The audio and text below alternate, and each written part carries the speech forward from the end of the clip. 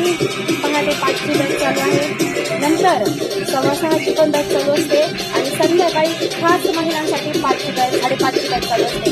तर नक्कीच तुम्हाला पण घरी बसल्या बसल्या असं वर्कआउट करायचं असेल तर तुम्ही करू शकताय. घरी बसल्या बसल्या तुम्हालाही घरातून करता येईल. सो अमेझिंग वर्कआउट सेशन धमाकेदार असं चालू आहे. सो खूप छान धमाकेदार वर्कआउट सेशन.